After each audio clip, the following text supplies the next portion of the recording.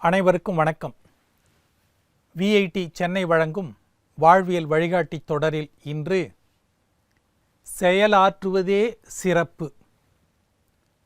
நண்பர்களே, ஒவ்வொரு உயிரும் ஏதாவது ஒரு வகையில் செயல்படுவதற்கு இறைவன் சுதந்திரம் வழங்கியிருக்கிறான். தானே முயன்று செயல்படுவதில்தான் மனிதனுக்கு மகிழ்ச்சி பிறக்கிறது.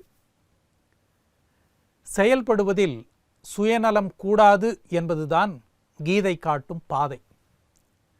நான் இரவு பகலாக உழைத்து சம்பாதித்து சேர்த்த சொத்தையெல்லாம் என் மனைவி மக்களின் பேரில் எழுதி வைத்திருக்கிறேன் என்று ஒருவர் சொன்னால் அவரது செயலால் இந்த உலகிற்கு எந்த பயனும் இல்லை. ஒருவர் எவ்வளவு சொத்து சேர்த்தார், எத்தனை சுகங்களை அனுபவித்தார், எந்தெந்த பதவிகளை அலங்கரித்தார் என்று ஆண்டவன் தன் பதிவேட்டில் பதிவு செய்வது இல்லை. எந்தெந்த வகையில் பிறருக்கு ஒருவன் உதவியாக செயல்பட்டிருக்கிறார் என்பதை மட்டுமே கடவுள் தனது கணக்கில் குறித்து வைக்கிறான். செயலாற்றுவதிலும் பிறருக்கு சேவை செய்வதிலும் பற்று கொள்ள வேண்டும். ஆனால் தனக்காக மட்டும் செல்வம் சேர்ப்பதில் பற்று கொள்ளக்கூடாது. ஓஷோ சொன்ன ஒரு கதையை கேளுங்கள். புகழ்பெற்ற குரு ஒருவர் தன் சீடனை அழைத்து உண்மை ஞானத்தை உணர்ந்து கொள்ள பற்றற்ற ஒரு அரசனிடம் அனுப்பி வைத்தார். தன்னுடைய குருவிடம் அறிய முடியாத மேன்மையை சுகபோகங்களில் ஆழ்ந்திருக்கும் ஓர் அரசனிடம் எப்படி அறிய முடியும் என்று சீடன் சிந்தித்தான். ஆனாலும் குருவின் கட்டளைக்கு கட்டுப்பட்டு அடிபணிந்து அதன்படியே செய்தான். சீடன் அரண்மனையை அடைந்தபோது அங்கு ஆடலும் பாடலும் அரங்கேறிக் கொண்டிருந்தன. அந்த இன்பமயமான சூழல் சீடனுக்கு வெறுப்பை தந்தது. வரவேற்று உபசரித்த அரசன் அன்றிரவு அரண்மனையில் தங்கும்படி வற்புறுத்தினான். இரவு முழுவதும் சீடனுக்கு உறக்கம் வரவில்லை. மதுவும் மங்கைகளும் மயக்கம் தரும் சூழலும் நிறைந்த அந்த அரண்மனையில் எந்த பேருண்மை புலப்படக்கூடும் என்று அவனுக்கு புரியவில்லை.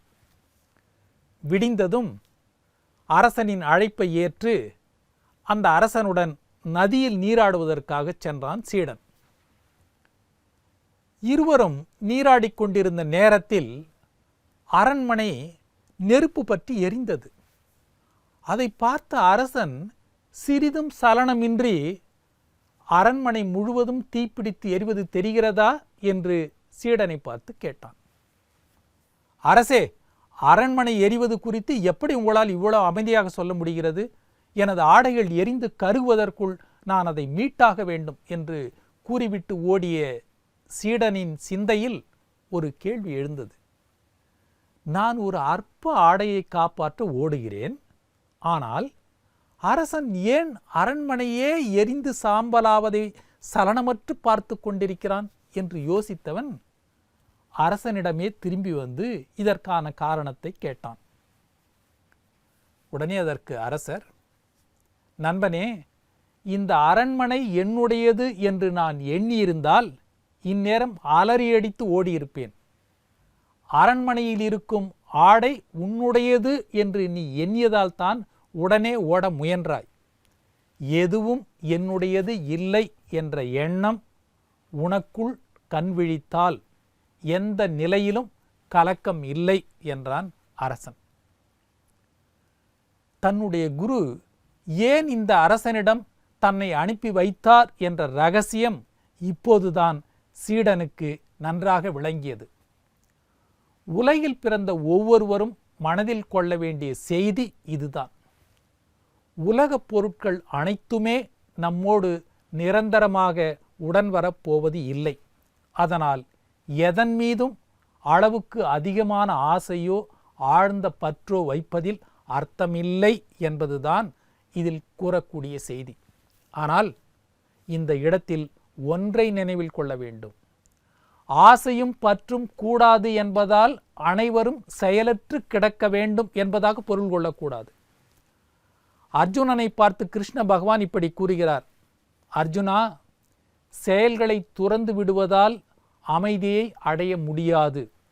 வாழ்க்கையில் எவரும் ஒரு கணநேரம் கூட செயலற்று இருக்க முடியாது என்று சொன்னார். இயற்கையின் பண்புகள் ஒருவனை செயல்பட வைத்துவிடும். செயலை நிறுத்திவிட்டு அவற்றை சிந்திப்பதானால் எதையும் அடைய முடியாது.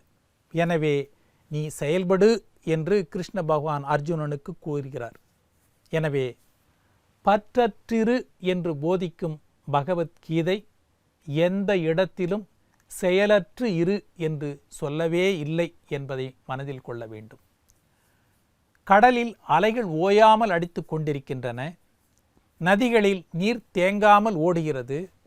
காற்றின் தாலாட்டில் செடி கொடிகள் மகிழ்ச்சியோடு தலையாட்டுகின்றன. பறவைகள் பரவசத்துடன் வான வீதியில் பறக்கின்றன.